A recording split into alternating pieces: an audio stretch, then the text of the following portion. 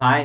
कैसे हैं हमारे प्यारे प्यारे से बच्चे। उम्मीद है बहुत अच्छा होंगे। आपकी पढ़ाई बहुत जबरदस्त चल रही होगी। तो चलिए आज इस वीडियो में हम लोग करने वाले हैं एनसीईआरटी बुक का और रहेगा एक्सरसाइज 1.4 पूरा कॉन्सेप्ट के साथ क्लियर करेंगे। एक एक एग्जांपल लेंगे, एक्सरसाइज के सारे क्वेश्चंस करेंगे। तो पूरे वीडियो को ध्यान से देखिए। कहीं पर भी किसी भी तरह का प्रॉब्लम्स अगर आता है, कुछ समझ में नहीं आता है, तो कमेंट सेक्शन में आप हमसे चर्चा कर सकते हैं। तो कमेंट सेक्शन में आप हमसे चर्चा कर सकते हैं। तो चलिए शुरू करते हैं, स्टार्ट करते हैं। सबसे पहले हम लोग समझते हैं वेन डायग्राम क्या होता है। इस एक्सरसाइज को बनाने के लिए हमें इन चीजों की जरूरत पड़ेगी, तो इनको हम लोग पहले सीख लेते हैं। कहता है most of the relationship between set can be represented by means of diagram which are known as Venn diagram. Venn diagram क्या होता है कि हम जो सेट्स के रिलेशंस को दर्शाते हैं, इस तरह से इसको कहा जाता है Venn diagram. Venn diagram are named after the English logician John Venn. John Venn के नाम से, ठीक है, इनके देखिए यहाँ पे वेन लिखा हुआ है ना, तो इनके नाम से जो है इस डायग्राम का नाम रखा गया वेन डायग्राम। इसमें पॉइंट टू रिमेंबर कुछ ये सारे पॉइंट्स हैं। This diagram consist of rectangle and closed curve usually circle. इसमें ये सबसे पहले ये रेक्टेंगल पाया जाता है। यहाँ पर देखिए रेक्टेंगल, ये रेक्टेंगल इस तरह से ये दिया हुआ है, ये रेक्टेंगल, और फिर इसके अंदर ये सर्कल, इस तरह से ये चीज होते हैं, दो चीज होते हैं। इसमें the universal set is represented by a rectangle. जो यूनिवर्सल सेट होता है उसको रेक्टेंगल के द्वारा दर्शाया जाता है, और जो सबसेट्स होते हैं उसको सर्कल के द्वारा दर्शाया जाता है। The element of sets are written in their respective circle, और उसको रिस्पेक्टिव सर्कल के अंदर जो है उनके जो एलिमेंट्स हैं उनको लिखे जाते हैं। यहाँ पर ये दो एग्जांपल इस तरह से वेन डायग्राम का बनाकर दिखाया गया है। ठीक है, आगे चलेंगे, हम लोग इसको तरीके से समझने की कोशिश करेंगे। तो सबसे पहले हम लोग यहाँ समझते हैं ऑपरेशन ऑन सेट्स। ठीक है, तो there are some operations which when performed on two sets give rise to another set. तो सबसे पहले समझते हैं union of set. Union of set क्या हो जाता है, जैसे मान लीजिए कि let A and B are any two sets. हमारे पास ए और बी दो सेट्स हैं।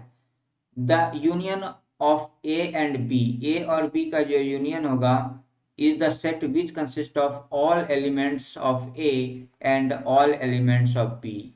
तो ए यूनियन बी एक ऐसा सेट होगा जिसमें कि ए के भी सारे एलिमेंट्स होंगे और बी के भी सारे एलिमेंट्स होंगे। The common elements being taken only one, और दोनों में जो कॉमन होगा उसको एक ही बार लिखा जाएगा, उसको दो बार नहीं लिखा जाएगा। और उसको इस तरह के सिंबल से, यू सिंबल से डिनोट करते हैं, और उसको जो पढ़ते हैं उसको पढ़ते हैं ए यूनियन बी, और लिखते कैसे हैं, इस तरह से ए यूनियन बी।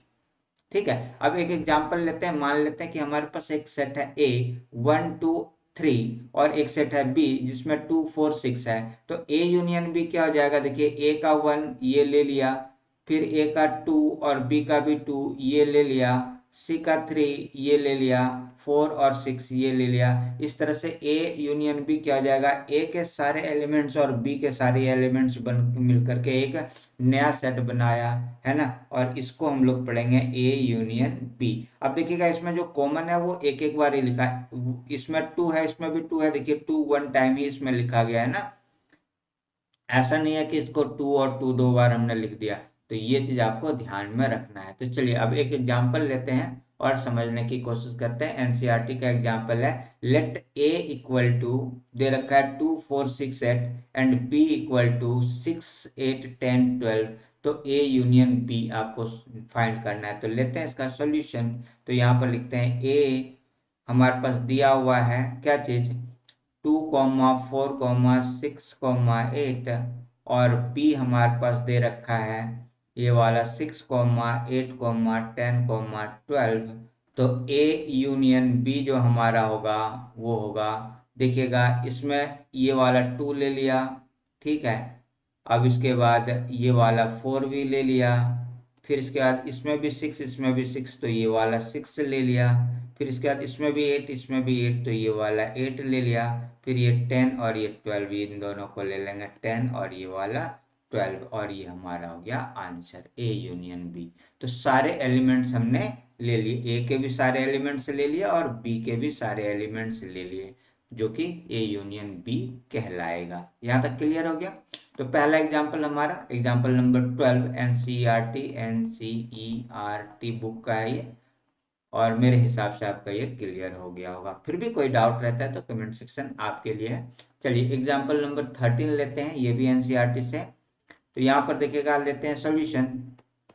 क्या कह रहा है example 13, let A equal to A E I O U and B equal to A I U so that A union B equal to A. ये हमें दिखाना है। तो सबसे पहले ए यूनियन बी निकालते हैं। तो यहाँ पर हमारे पास दिया हुआ है ए इक्वल टू दे रखा है ए ई आई ओ यू, और बी इक्वल टू हमारे पास दे रखा है ए आई और you.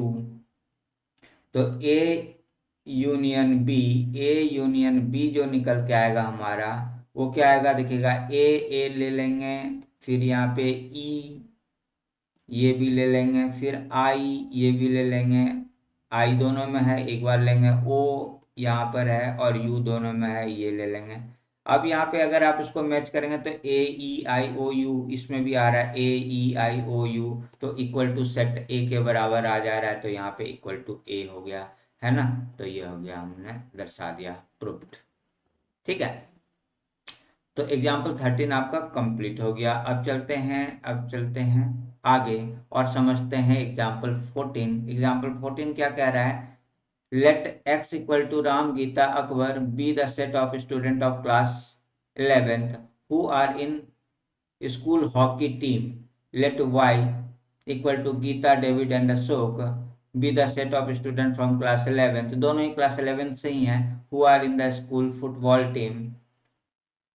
Find x union y and interpret the set, और उस सेट को यहाँ पर लिखना है। तो चलिए यहाँ पर सबसे पहले मैं लेता हूँ सॉल्यूशन, और यहाँ पर हमारे पास क्या है, x इक्वल टू दे रखा है हमारे पास राम गीता अकबर, और y हमारे पास दे रखा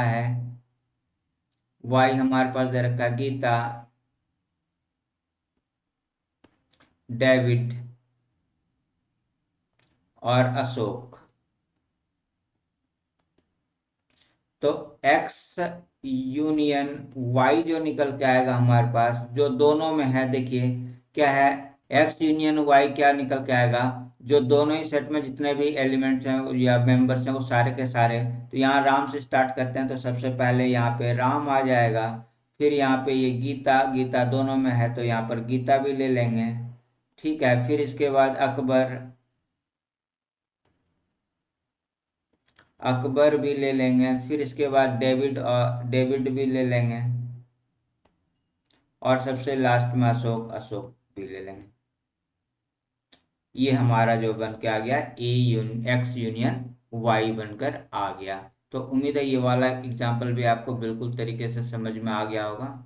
चलिए, तो एग्जाम्पल 14 हमारा कंप्लीट हो गया। अब चलते हैं थोड़ा बेसिक कॉन्सेप्ट और लेते हैं। अभी हमने यूनियन ऑफ सेट देख लिया। अब इसका अगर वेन डायग्राम बनाया जाए, the union of two sets A and B is the set C. अगर ए यूनियन बी जो है वो सेट सी है, which consist all of those elements which are either in A और in B including this which are in both.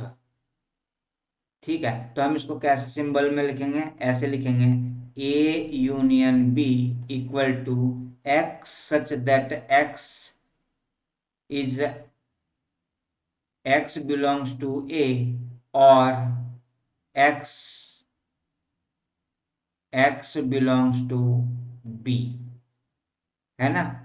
ये बन के आएगा, मतलब जो दोनों ही में होगा उसको कहेंगे the union of two set can represented by Venn diagram. Venn diagram में इस तरह से हम लोग इसको करेंगे। ये देखिएगा, ये वाला सेट ए है हमारे पास और ये वाला सेट बी है, और तो ये क्या हो गया, ये जो हमने ये बनाया ये बन गया ए यूनियन बी। चलिए अब आगे की तरफ देखते हैं, कुछ प्रॉपर्टीज जान लेते हैं। Some properties of the operation of union. तो अगर ए यूनियन बी है तो बी यूनियन बी मतलब बी यूनियन ए, ये सेम ही होगा, दोनों ही के मेंबर सेम होंगे। उसी तरह से A union B union C होगा तो A union B union C होगा, इसको एसोसिएटिव लॉ कहते हैं। ठीक है, A union phi equal to A, law of identity, element phi is the identity of U, union है ना। A union A equal to A independent law हो जाएगा, और U union A law of union ये कहलाएगा। तो ये सारे लॉ हमें कभी काम आ सकते हैं, मतलब आगे चैप्टर एक्सरसाइज में, तो इनको ध्यान में रखना है, और जहां पर जरूरी होगा वहां पर हम इसको यूटिलाइज भी करेंगे। चलिए अब आगे चलते हैं, इंटरसेक्शन। ठीक है, इंटरसेक्शन क्या होगा? ठीक है, इंटरसेक्शन समझते हैं। The intersection of set A and B is the set of all elements which are common to both A and B. Intersection जो दोनों में हो, मतलब कि दोनों में कॉमन हो, सिर्फ वही वाला आएगा, है ना। The symbol intersection is use to denote the intersection. The intersection of two set A and B is the set of all these elements which belong to both A and B. उसको हम लोग लिखेंगे कैसे? A intersection B equal to x such that x belongs to A and x belong to B. तो यहाँ पर देखते हैं, जैसे कि मान के चलते हैं, एग्जाम्पल हम लोग लेते हैं, a इक्वल टू 1 2 3 और b इक्वल टू दे रखा है 2 4 6। तो देखिए दोनों में कॉमन क्या है? इसमें 1 है, इसमें 1 नहीं है तो नहीं लिखेंगे, इसमें 2 है, इसमें भी 2 है तो ये वाला 2 है, इसमें 3 है, इसमें 3 नहीं है तो ये नहीं होगा। तो a इंटरसेक्शन b क्या हो जाएगा हमारा? ये सिर्फ और सिर्फ 2 होगा, इस वाले एग्जाम्पल के अकॉर्डिंग। चलिए अब आगे के तरफ चलते हैं, और यहाँ पर देखते हैं, ये क्वेश्चन है हमारे पास, एग्जाम्पल 15। एग्जाम्पल 15 कह रहा है consider the set A and B of example 12। तो एग्जाम्पल 12 हमने यहाँ पर लिख रखा है, सेट ए हमारे पास ये है, सेट बी हमारे पास ये है। वहां पे निकालना था यूनियन, यहाँ पे हमें निकालना है क्या चीज? इंटरसेक्शन। तो यहाँ लेते हैं इसका सोल्यूशन, और यहाँ पर देखिएगा ए हमारे पास है 2 4 6 8, ठीक है, और बी हमारे पास है 6 8 10 और 12। तो ए इंटरसेक्शन बी जो निकल के आएगा, वो देखिएगा क्या क्या हो रहा है, इसमें 2 है, इसमें 2 नहीं है, इसमें 4 है, इसमें 4 नहीं है, इसमें 6 है, इसमें 6 है, तो ये वाला 6 और ये वाला 6 यहाँ पर आ जाएगा। फिर इसमें 8 है, इसमें भी 8 है, ये वाला 8 यहाँ पर आ जाएगा, और ये हो गया हमारा आंसर, है ना। जो दोनों में कॉमन रहेगा बस वही लेना है, ये कॉमन कॉमन था तो हमने इसको ले लिया, है ना। क्लियर हो गया?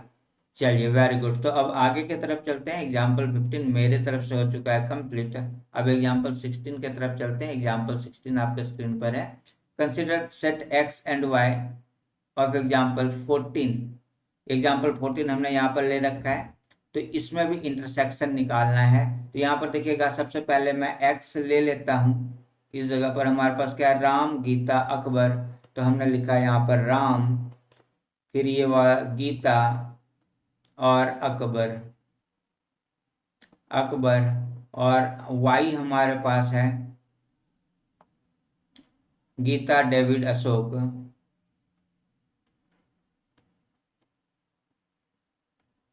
डेविड अशोक, ठीक है।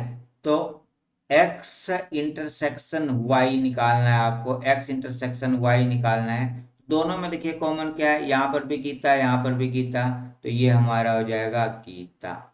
इसके अलावा दोनों में कुछ भी कॉमन नहीं है तो खत्म। ठीक है, यूनियन में हमने क्या किया था? सबको लिख लिया था, इंटरसेक्शन में सिर्फ गीता को हमने लिख लिया।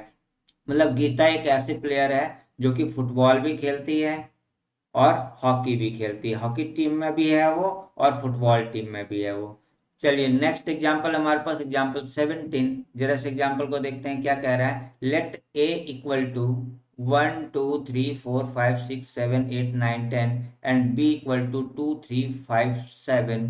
Find A intersection B. चलिए ए इंटरसेक्शन बी पहले फाइंड करते हैं, तो यहाँ पर लेते हैं सॉल्यूशन।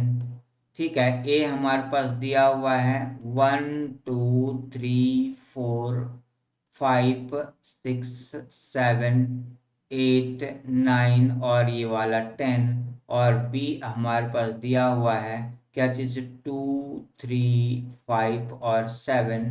तो ए इंटरसेक्शन बी जो दोनों में कॉमन होगा उसको ले लेना है। तो यहाँ पर देखिएगा 1 नहीं है, 2 और 2 दोनों में है तो हमने ये वाला 2 ले लिया।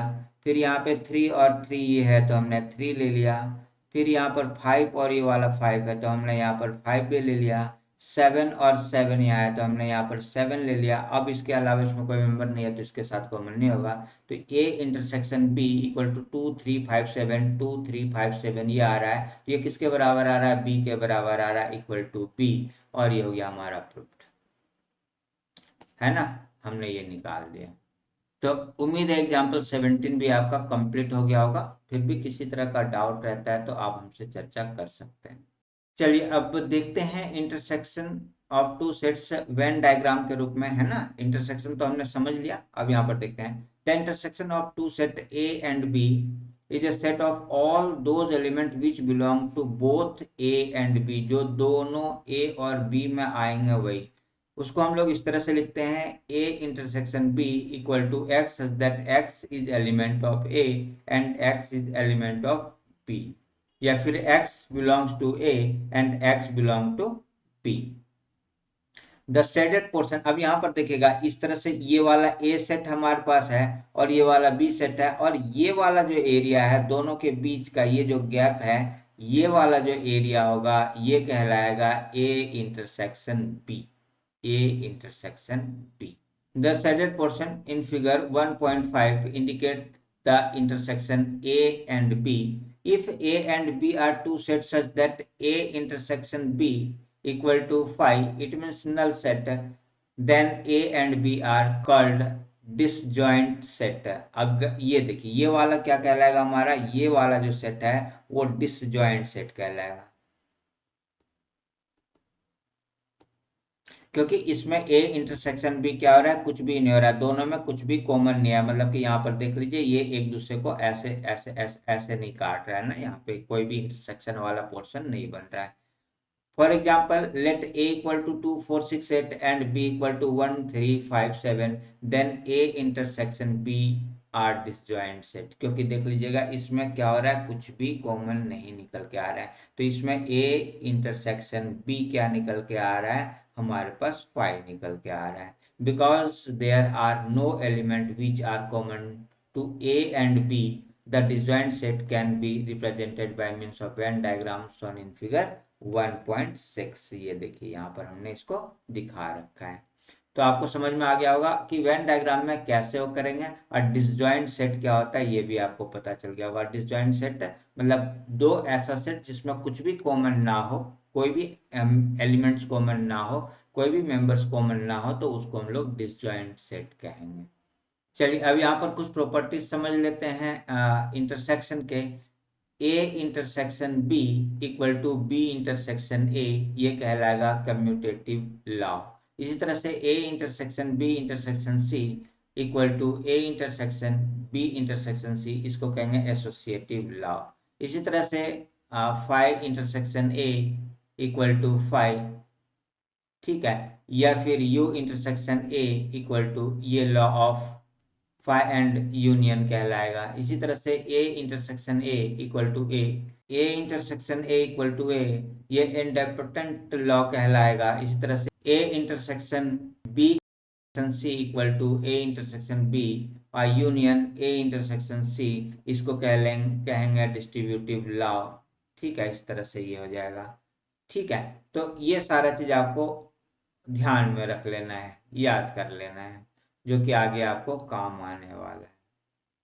यहाँ पर इसी को वेन डायग्राम में कुछ दिखा रखे हैं, इसको भी समझ लेते हैं। यहाँ पर देखिएगा ये इस तरह से बी यूनियन सी, ये वाला जो है बी यूनियन सी ये कहलाएगा।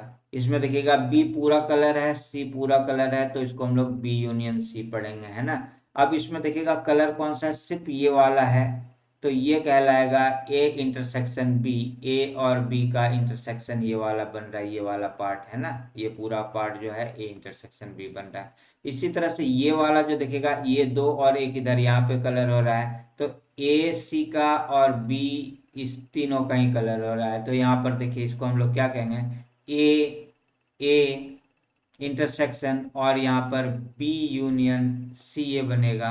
इसी तरह से यहाँ पर ये वाला जो है ए इंटरसेक्शन सी बनेगा, ए और सी के बीच वाला पार्ट यहाँ पे कलर है। इसी तरह से इस वाले में अगर यहाँ पर देखते हैं, ठीक है, तो यहाँ पर क्या हो रहा है कि ये वाला कलर और ये वाला हो रहा है, तो A intersection B, A intersection B ये वाला हो गया। और यहाँ पर यूनियन मतलब कि इसमें भी कलर है, इसीलिए यूनियन ए इंटरसेक्शन सी है ना, इन दोनों का यूनियन ये बन के आ रहा है। ठीक है, तो चलिए आगे समझते हैं। यहाँ तक तो हो गया होगा क्लियर। अब डिफरेंस ऑफ सेट क्या होता है इसको भी समझ लीजिए। Difference of set, the difference of sets A and B in this order is the set of elements which belongs to A but not to B. जो ए में तो होगा लेकिन बी में नहीं होगा, उसको हम लोग कहेंगे ए माइनस बी, और पढ़ेंगे ए माइनस बी। एग्जाम्पल यहाँ पर लेते हैं, जैसे एक सेट हमारे पास है ए 2 4 6 8 और बी हमारे पास है 6 8 10 12। तो ए माइनस बी क्या हो जाएगा, देखिएगा जो ए में है बी में नहीं होना चाहिए, ए में है बी में नहीं है। ठीक है, इस तरह 4 ए में है बी में नहीं है, तो ये हो गया। अब यहाँ पे 6 इसमें भी है 6 इसमें भी है, तो ये नहीं लेंगे, 8 8 ये नहीं लेंगे, तो ए माइनस बी हमारे पास 2,4 आएगा। इसी तरह से अगर मैं b माइनस ए लेकर देखूं, b में से a को माइनस करूं, तो b में जो होगा, ठीक है, और a में नहीं होगा उसको लेना है। तो देखिएगा 6 8 तो दोनों में कॉमन ही है, तो b में 10 और 12 है जो कि इसमें नहीं है, तो b माइनस ए क्या हो जाएगा, 10 और 12 हो जाएगा। तो यहाँ पर ध्यान रखना है कि a माइनस बी, ठीक है, ये not equal to B minus A आएगा, है ना।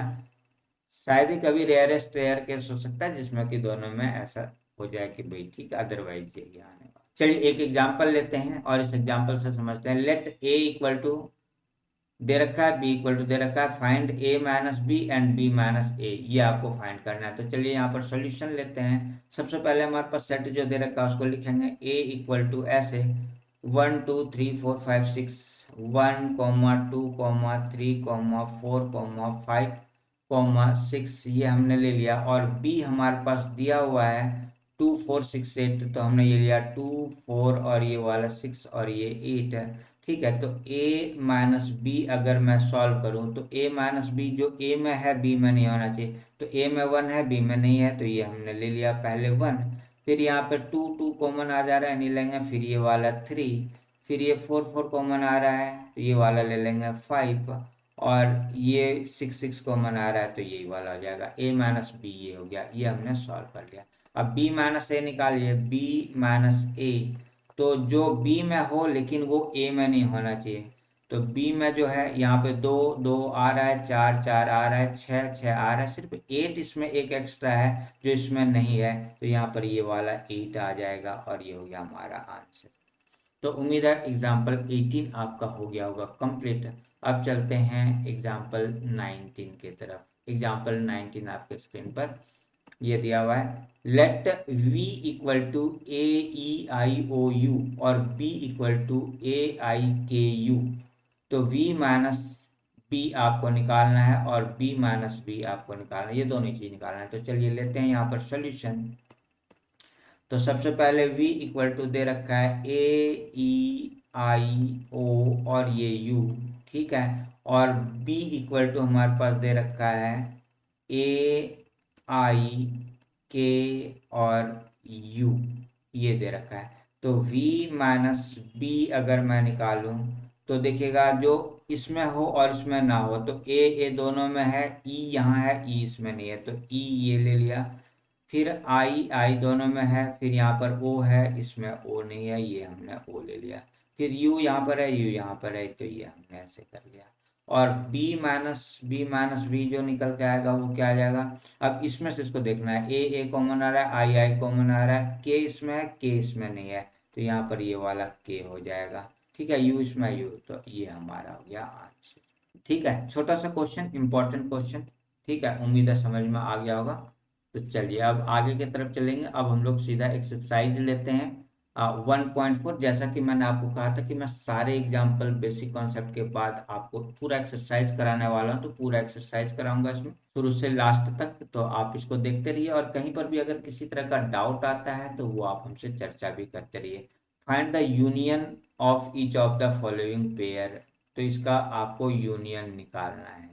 तो यहाँ पर देखिएगा x यूनियन y, मैं सीधा सॉल्यूशन ले लेता हूं, है ना। x union y equal to देखिएगा 1 1 1 ले लिया। इसके बाद यहाँ पर ये 2 है, इसमें 2 नहीं तो ये 2 भी ले लिया। फिर ये 3 3 जो कॉमन रहता है उसको एक बार लिखते हैं 3। इसके बाद यहाँ पर ये वाला 5, तो ये 5 हमने ले लिया। ये हो गया हमारा। इसी तरह से इसका लीजिए सॉल्यूशन। तो यहाँ पर ये क्या हो जाने वाला है, A union B equal to, बताइए क्या हो जाएगा। ए यहाँ पर तो ए ले लिया, फिर ई यहाँ पर बी है, पहले बी भी लिख लेंगे, फिर ये वाला सी लिख लेते हैं, फिर ये वाला ई, फिर यहाँ पर आई, फिर ओ और ये यू। ठीक है, ये हमारा हो गया ए यूनियन बी, ऐसे। ठीक है, अब इसी तरह से यहाँ पर अगर मैं इसका सॉल्यूशन लेता हूँ तो यहाँ देखिएगा ए यूनियन बी, निकालिए क्या हो जाएगा। x x is a natural number and multiple of 3। तो अगर मैं इसको ऐसे उसमें लिखूं तो x is a natural number and multiple of 3, तो ये हो जाएगा 3 6 9 12। ऐसे करते हुए ये चलेगा इन्फिनाइट तक। और यहाँ पर क्या है, x is a natural number, x is a natural number less than 6, x is a natural number less than 6। तो ये जो बन के आएगा, ये आएगा 1 2 3 4 और 5, यहाँ तक बन करके ये आएगा। तो यहाँ पर ये हो जाएगा, देखिए क्या हो जाएगा। यहाँ पर 1 2, पहले तो ले लेंगे ये वाला 1, फिर ये वाला 2, फिर ये 3 3, ये हो जाएगा 3, फिर ये वाला 4, ये 4, फिर यहाँ पर ये 5 5 और फिर ये 6। ठीक है, फिर 6 के बाद देखिए क्या हो जाएगा, इधर वाले ये सारे नंबर, तो 9 12 और ऐसे ऐसे कर लेंगे, ये हमारा हो जाएगा आंसर, है ना। क्योंकि यहाँ पे आगे क्या हो रहा है, मल्टीपल ऑफ 3, इसके बाद जो नंबर्स हो जाएंगे वो सारे मल्टीपल ऑफ 3 जो भी हैं वो सारे के सारे इसमें आ जाएंगे। तो चलिए अब इसका 6th पार्ट लेते हैं। तो यहाँ पर दे रखा है a equal to x, that x is a natural number and x greater than 1 and less than equal to 6। तो ये जो हमारे पास बन के आएगा, ग्रेटर देन 1 मतलब 1 इंक्लूड नहीं होगा, 2 3 4 5 और ये 6, ये बन के आएगा। और इसको अगर मैं देखूंगा, x is a natural number and x यहाँ पर दे रखा है greater than 6 and less then 10। तो यहाँ पर ये जो बन के आएगा, ग्रेटर देन 6 मतलब 6 इंक्लूड नहीं होगा, 7 8 और ये हमारे पास 9 आएगा। 10 इंक्लूड नहीं होगा क्योंकि लेस देन 10 कह रहा है। 6 से बड़ा मतलब 6 इंक्लूड नहीं होगा, 10 से छोटा 10 इंक्लूड नहीं होगा, तो 7 8 9 आ रहा है। तो अब यहाँ पर ए यूनियन बी अगर मैं निकालूं तो क्या हो जाएगा, सारे के सारे एलिमेंट्स इसमें आएंगे 2, इसके बाद ये 3 4 5 6 7 8 और ये 9, ये हमारा हो गया आंसर। ठीक है, इसी तरह से अगर मैं इस वाले की बात करूं 5th की, तो a इक्वल टू दे रखा है 1 2 3 और b इक्वल टू दे रखा है 5। तो यहाँ पर जो बनेगा हमारा a union b equal to निकल के आएगा ये वाला 1 2 एंड 3, ये हो गया हमारा फाइनल आंसर। ठीक है, क्योंकि इस बी में कोई मेंबर्स हैं ही नहीं, तो ए के सारे मेंबर्स ए यूनियन बी कहलाएंगे। ठीक है, चलिए क्वेश्चन नंबर 2 हमारे पास दे रखा है, let A equal to, solution लेते हैं। यहाँ पर ए इक्वल टू हमारे पास दे रखा है ए कॉमा बी और बी इक्वल टू हमारे पास दे रखा है A comma B comma C.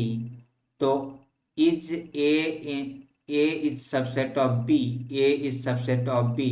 तो ए का ए बी देखिए, ए इसमें भी ए बी इसमें भी, तो हाँ yes yes, A is subset of B, ये तो पहला आंसर हो गया। दूसरा what is A union B, तो ए यूनियन बी अगर मैं इसमें निकालूं तो यहाँ पर देखिएगा क्या हो जाएगा, ए कॉमा बी कॉमा सी, ये हो गया हमारा आंसर। ठीक है, दोनों ही चीज में फाइंड करना था, ये बताना था। सबसेट अगर इसके इस ये अगर ये यूनिवर्सल सेट है तो इसके ये सबसेट हो जाएगा इसका, क्योंकि इसमें ए बी और इसमें भी ए बी है, तो दोनों इसमें क्या हो जा रहा है, इसके ए के सारे मेंबर बी में है, इसीलिए ए क्या हो जाएगा, बी का सबसेट कहलाएगा। चलिए क्वेश्चन नंबर 3 देखते हैं। If A and B are two sets such that A is subset of B, then what is A union B, तो ए यूनियन बी क्या होने वाला है। तो इसका लीजिए यहाँ सॉल्यूशन, तो क्या हो जाएगा, ये यही वाला स्टेटमेंट लिखिए यहाँ पे, if A and B are two sets such that A is subset of B, अगर A सबसेट है B का, ठीक है, then A union B equal to B हो जाएगा, है ना, ये हो जाएगा हमारा आंसर।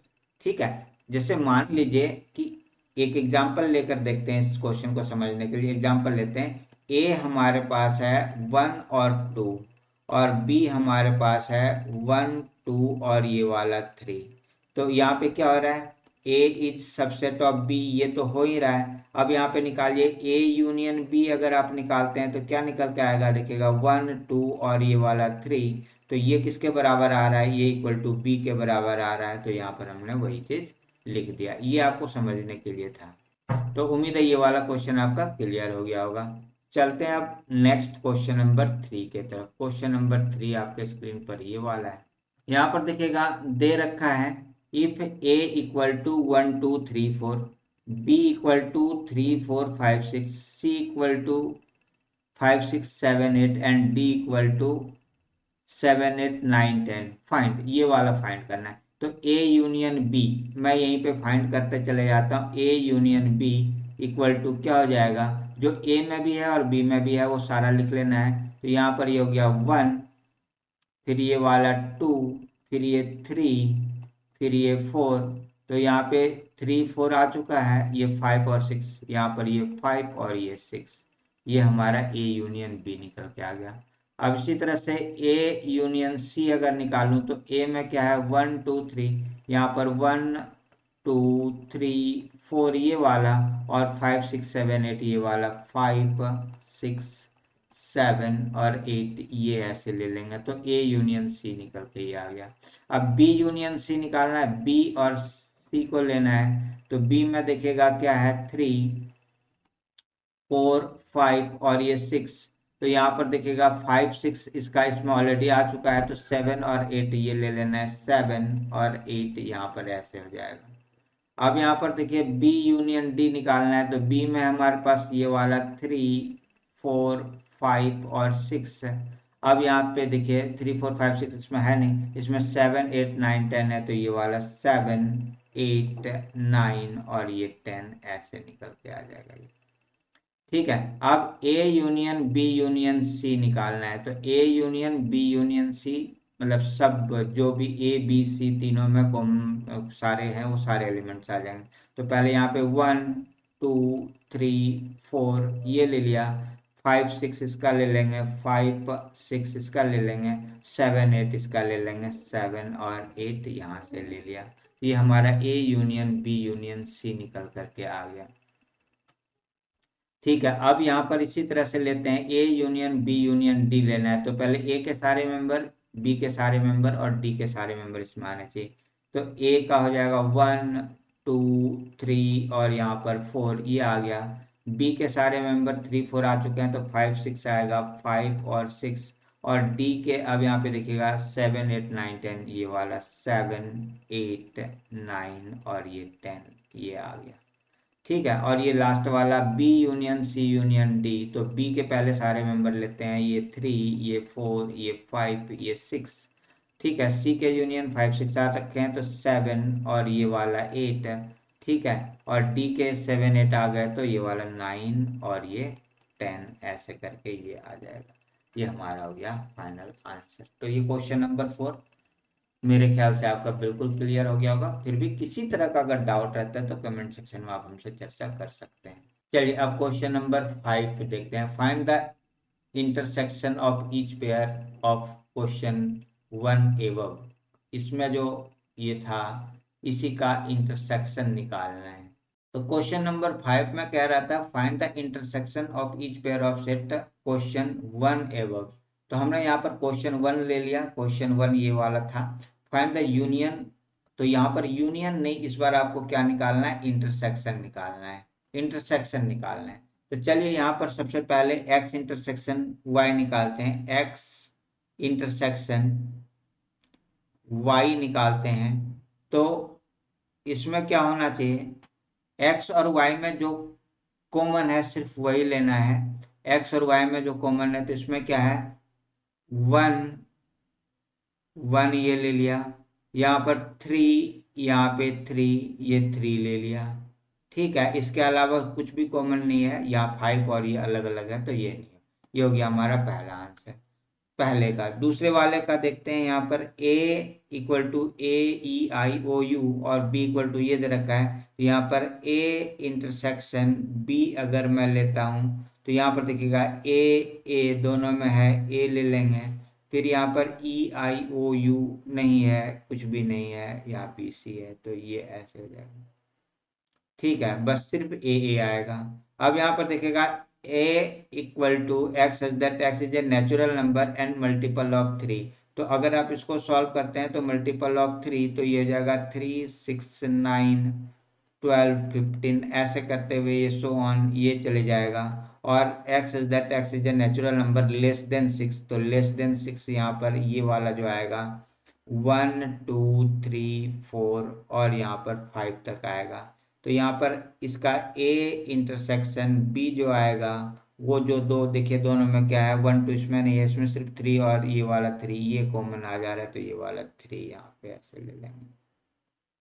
ठीक है, अब यहाँ पर देखिएगा ये चौथा x यहाँ पे दे रखा है a equal to X is that x is a natural number. ठीक है, अगर आप इसको लेते हैं तो यहाँ पे x ग्रेटर देन 1 और x less than equal to 6 दे रखा है। तो ग्रेटर देन 1 2 से स्टार्ट होगा, 2 3 4 5 और इक्वल टू 6 है तो 6 तक चले जाएगा।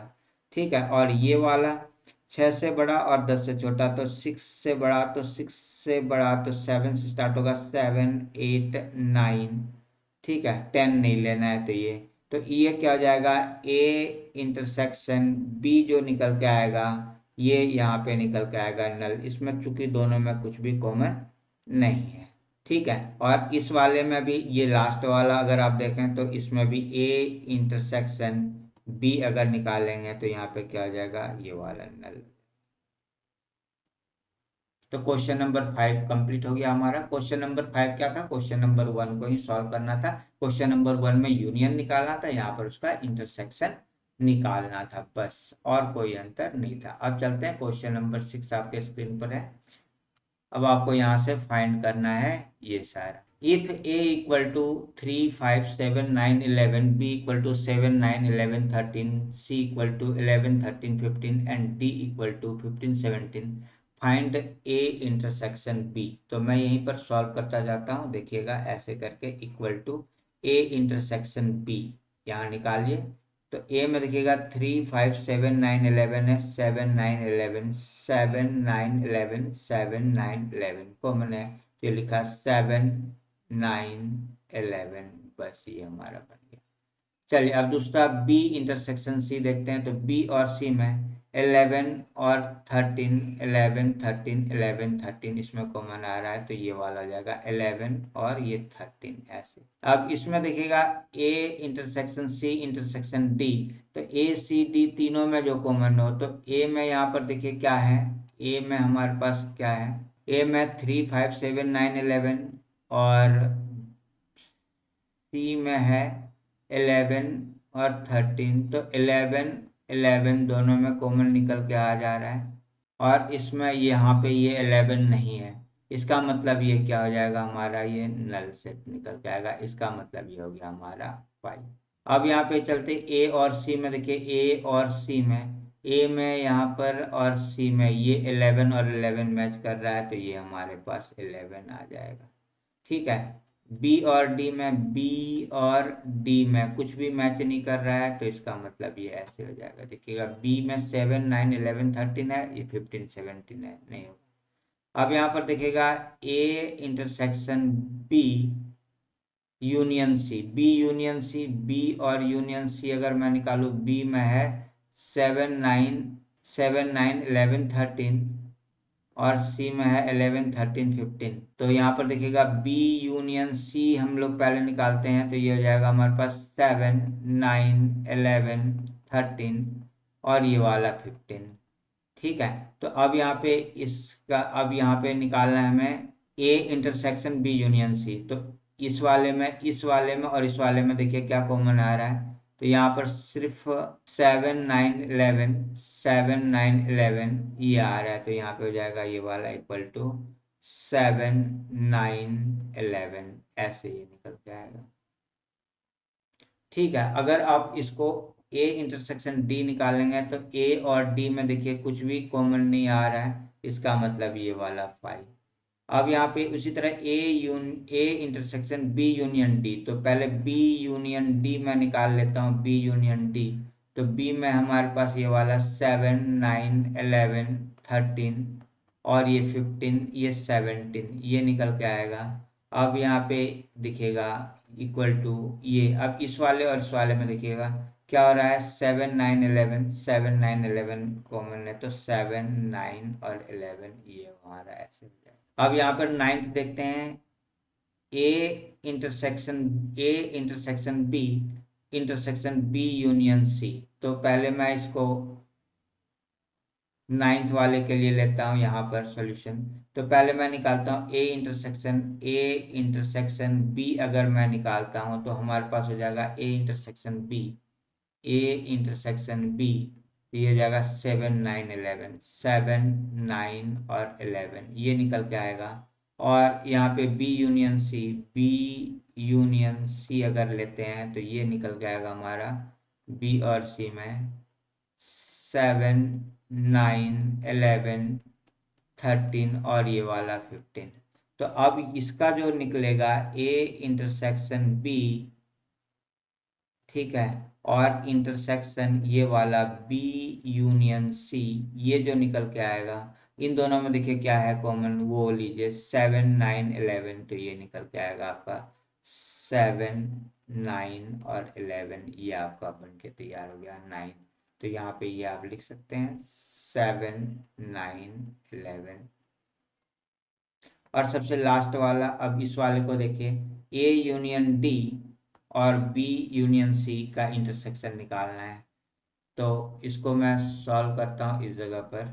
10th वाले पार्ट को लेते हैं। सबसे पहले मैं निकालता हूँ ए यूनियन डी। तो ए यूनियन डी, ए और डी का यूनियन, तो ये हो जाएगा 3 5 7 9 3 5 7 9 11 15 और यहाँ पर 17।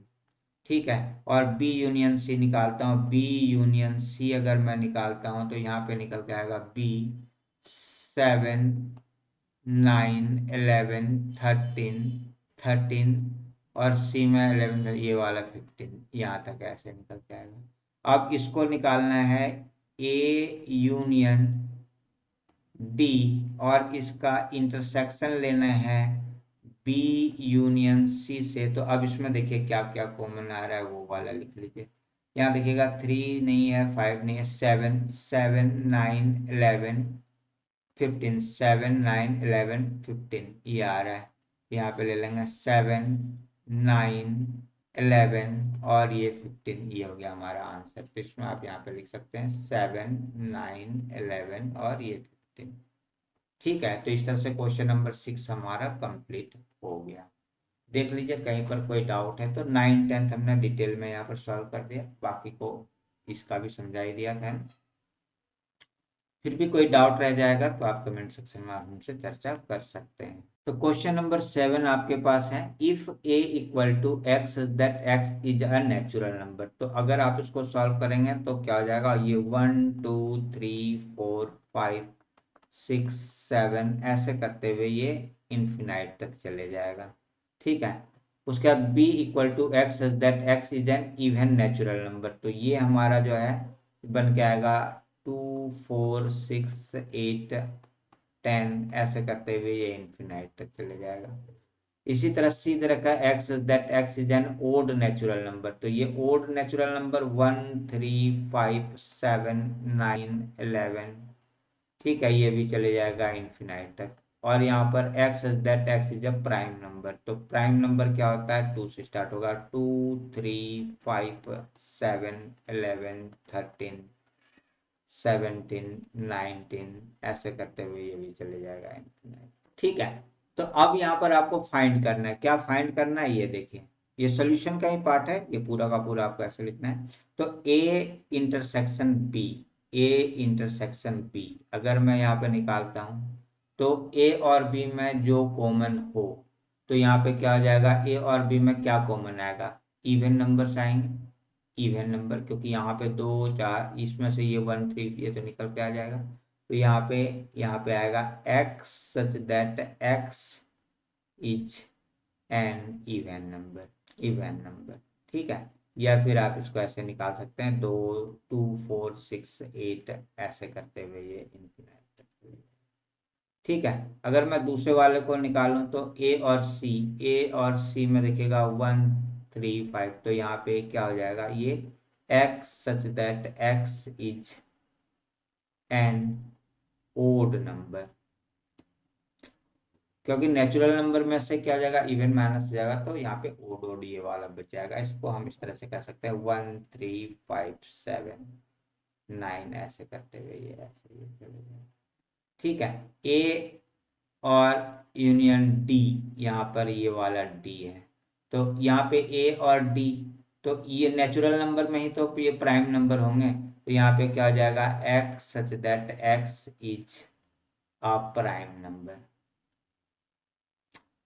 नंबर्स, ये निकल के आएगा ऐसे। तो यह प्राइम नंबर तो आप ले सकते हैं ये वाला 2 3 5 7 11 13 17 19 ऐसे ये चले जाएगा इन्फिनाइट।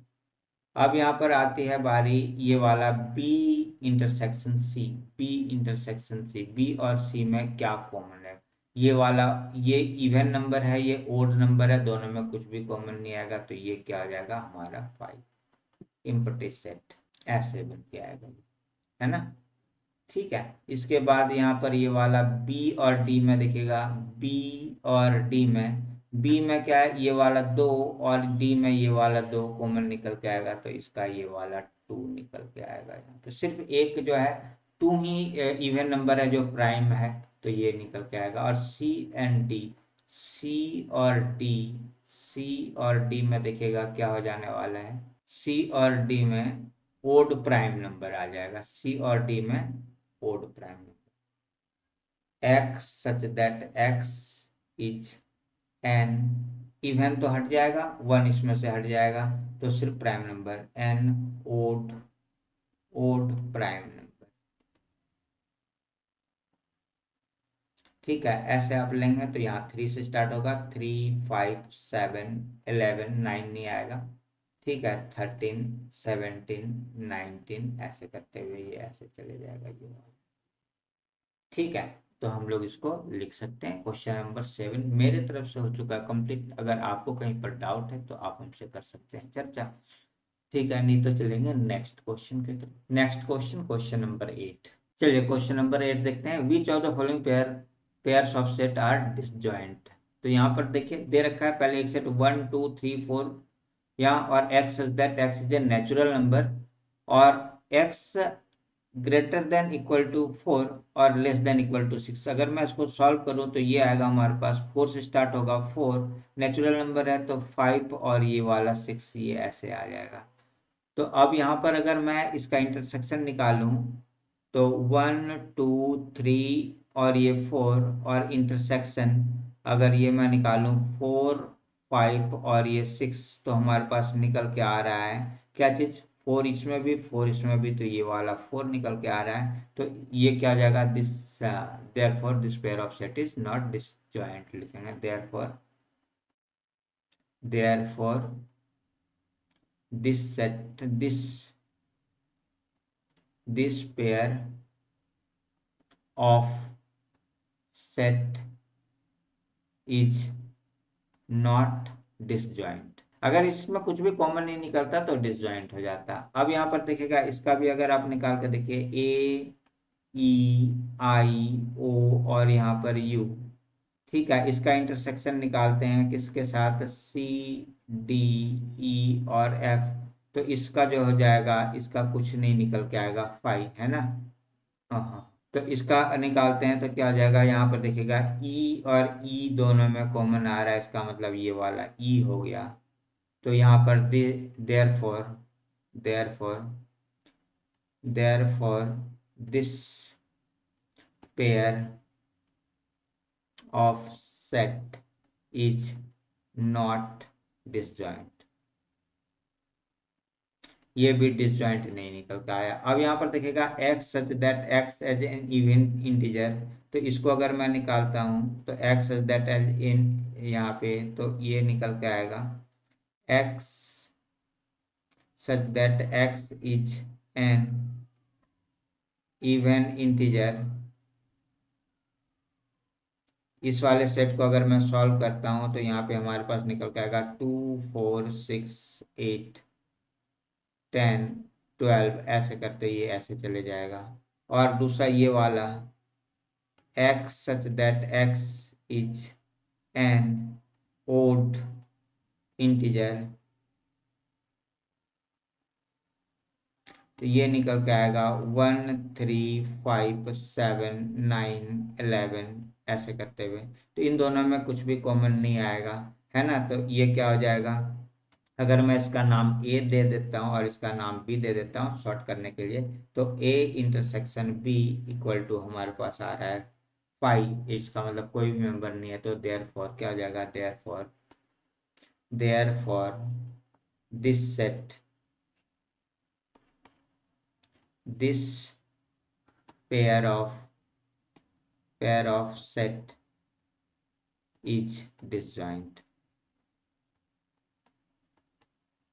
ये हमारा क्या हो जाएगा, डिसजॉइंट हो जाएगा, ये डिसजॉइंट सेट बन के आ गया। तो इसमें ये वाला डिसजॉइंट है, बाकी कोई भी डिसजॉइंट नहीं है। तो कैसे कैसे सॉल्व करेंगे, यहाँ पर मैंने आपको पूरा का पूरा करके दिखाया। उम्मीद है ये वाला क्वेश्चन आपका बिल्कुल तरीके से क्लियर हो गया हो।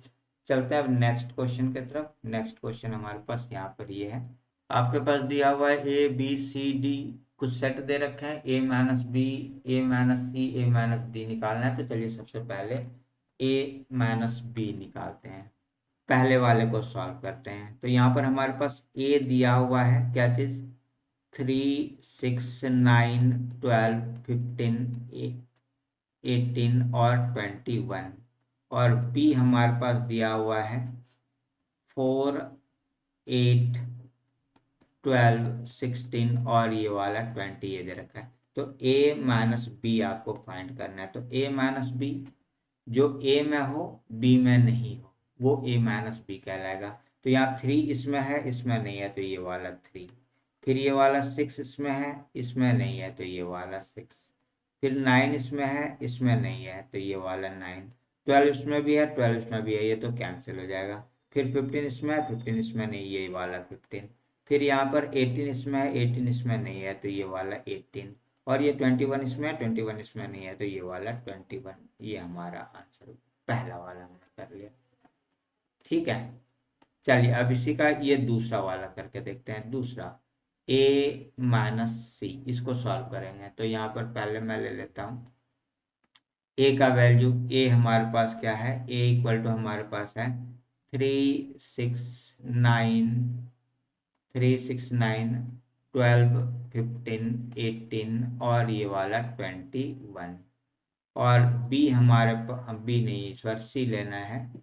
तो यहाँ पर c ले लिया, तो c इक्वल टू हमारे पास है, c इक्वल टू ये है 2 6 2 4, पहले 4 2 4 6 8 10 12 14 और 16 ये दे रखा है।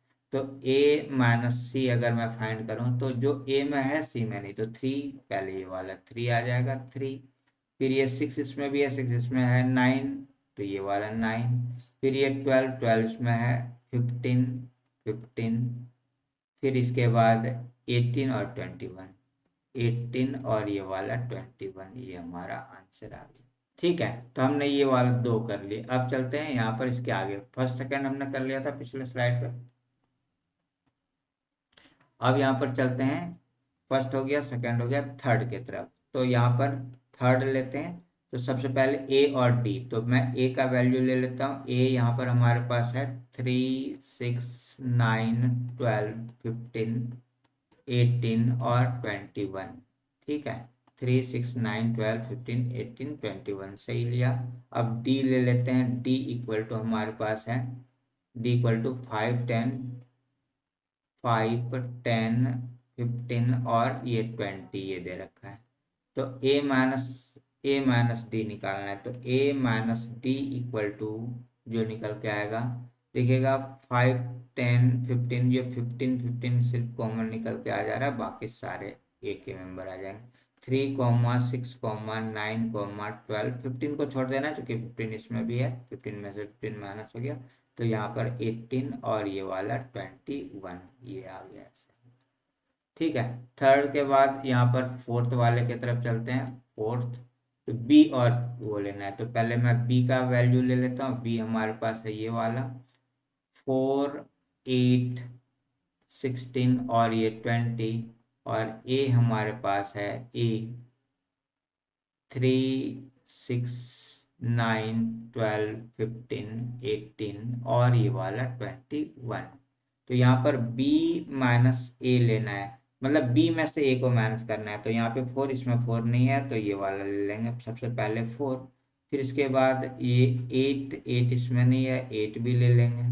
फिर यहाँ पर ये वाला 16 16 नहीं है, 16 भी ले लेंगे, और ये वाला 20 ये 20 भी ले लेंगे। ठीक है, ये हो गया हमारा। ठीक है, कोई किसी से माइनस नहीं हुआ। तो अभी हमने यहाँ तक 4 तक कर लिया। अब पांचवें को नेक्स्ट स्लाइड में लेते हैं। पांचवा ये वाला यहाँ से स्टार्ट करते हैं। पांचवा हमारे पास क्या है, c माइनस ए। तो पहले c का वैल्यू ले लेते हैं। c हमारे पास है ये वाला, तो ये हो जाएगा हमारा 2 4 6 8 10 12 14 और ये 16 ऐसे ले लिया। और a हमारे पास है ऐसे 3 6 9 12 15 18 और 21। तो यहाँ पर मैच कर लेते हैं। देखिएगा 3, ये यहाँ 6 और 6 ये कैंसिल हो जाएगा, फिर यहाँ पे 8 10 ये 12 और ये 12 और बाकी तो सारा का सारा। तो यहाँ पे हो जाएगा c minus A equal to, जो जो बच गया इसमें लिख लेते हैं, 2 4 8, इसके बाद 10, फिर ये वाला 14, फिर ये वाला 16, ऐसे ही हमारा आंसर। हमने ये फिफ्थ वाला पार्ट कर लिया, फिफ्थ हमारा कंप्लीट हो गया। अब चलते हैं सिक्स्थ वाले पार्ट के तरफ। सिक्स्थ हमारे पास है d माइनस ए। तो यहाँ पर d का पहले वैल्यू ले लेते हैं। d हमारे पास है 5 10 15 और ये 20 दिया हुआ है। और a आपको पता ही है, a हमारे पास है 3 6 9 12 15 18 और 21। तो d माइनस ए जो निकल के आएगा, देखिएगा d में यहाँ 5 ले लिया, फिर ये 10, इसमें 10 नहीं है, 10 भी ले लेंगे, फिर इसमें 15, इसमें 15 है नहीं लेंगे, 20 इसमें नहीं है तो 20 ले लेंगे। ये हमारा आंसर हो गया। ठीक है, तो सिक्स्थ पार्ट हमारा कंप्लीट हो गया। अब चलते हैं सेवेंथ पार्ट को देखते हैं। सेवेंथ पार्ट हमारा, सेवेंथ ये वाला पार्ट है, b माइनस सी। तो पहले b का वैल्यू लीजिए। b हमारे पास ये दे रखा है 4 8 12 16 और 20, और c दे रखा है, c दीजिए। तो c हमारे पास ये वाला वैल्यू है 2 4 6 8 10 12 14 और ये वाला 16। तो बी माइनस सी जो हमारा निकल के आएगा, देखिए इसमें 4 है, इसमें भी 4 है, कैंसिल हो गया। 8 8 इसमें भी है, 12 और 12 इसमें भी, 16 और 16 इसमें भी, बस एक 20 बच रहा है यहाँ पर जो इसमें नहीं है, तो ये वाला 20 आ जाएगा इसमें। ठीक है, तो हमने ये 7th पार्ट कर लिया। अब चलिए 8th पार्ट देखते हैं। 8th पार्ट हमारे पास है बी माइनस डी, तो बी ले लिया, बी हमारे पास यही है 4 8 12 16 और ये वाला 20। और डी, डी हमने ले लिया, ये हमारे पास है 5 10 5 10 15 और 20। तो यहाँ पे हो जाएगा बी माइनस डी, अगर आप सॉल्व करेंगे तो ये निकल के आएगा, देखिएगा 4 इसमें है, इसमें नहीं है, तो ये हो गया 4, फिर 8 इसमें है, इसमें नहीं है, तो ये वाला 8, फिर यहाँ 12 नहीं है, तो यहाँ पे 12 और ये वाला 16, तो ये वाला 16 हमने ले लिया। ये हमारा हो गया आंसर। तो हमने ये 8th पार्ट कर लिया। अब चलते हैं 9th। तो हमारा 9th पार्ट ये है सी माइनस डी। 9th लेते हैं सी माइनस बी। तो सी का पहले वैल्यू ले लेते हैं, सी हमारे पास ये वाला है, तो ये हो गया 2 4 6 8 10 12 14 और ये 16 ऐसे। और बी लेना है, बी इक्वल टू हमारे पास है ये वाला 4 8 12 16 और ये वाला 20 ऐसे। तो C माइनस बी जो निकल के आएगा वो निकल के आएगा, देखिए क्या हो रहा है, 2 इसमें है, इसमें नहीं है, तो 2 ले लेंगे, फिर 4 4 कैंसिल हो जाएगा, इसमें 6 है, इसमें 6 नहीं है, तो 6 ले लेंगे, 8 8 कैंसिल हो गया, फिर यहाँ पर 10 हो जाएगा, फिर ये 12 12 कैंसिल हो जाएगा, फिर ये वाला 14। तो C माइनस बी इक्वल हो जाएगा 2 6 10 और 14, 2 6 10 और 14, ये हमारा हो गया राइट आंसर। ठीक है, अब चलिए 10th ये वाला देखते हैं। 10th हमारे पास हो जाएगा D।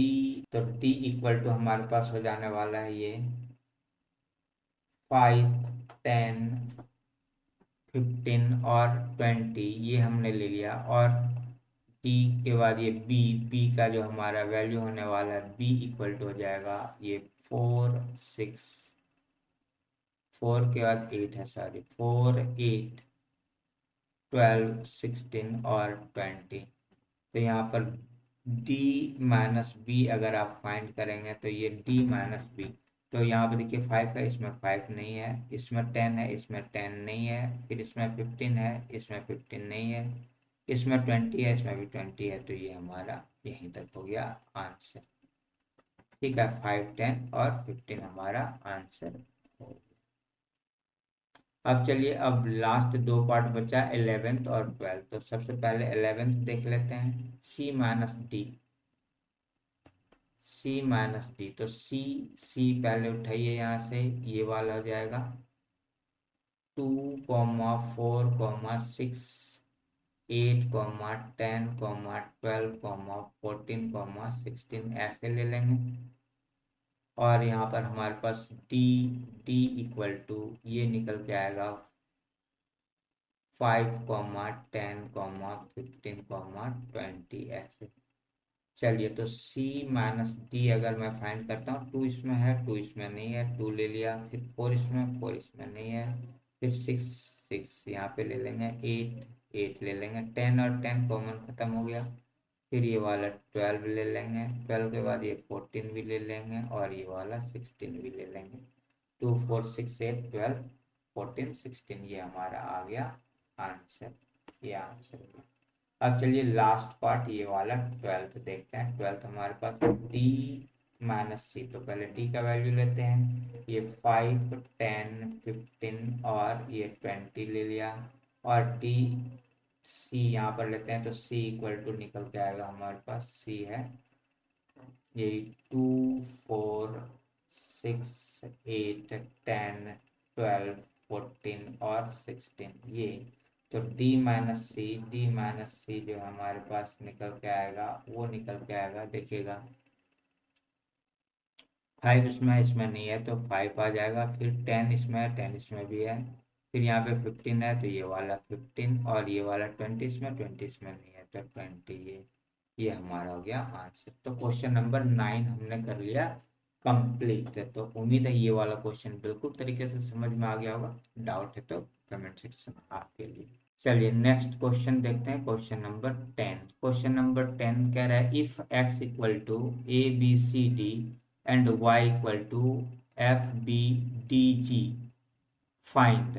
तो ये आपको फाइंड करना है। तो पहले पहले वाले को देखते हैं, x minus Y equal to क्या हो जाने वाला है, इक्वल टू सॉल्व कर लेते हैं, यहीं पर सॉल्व करते हैं।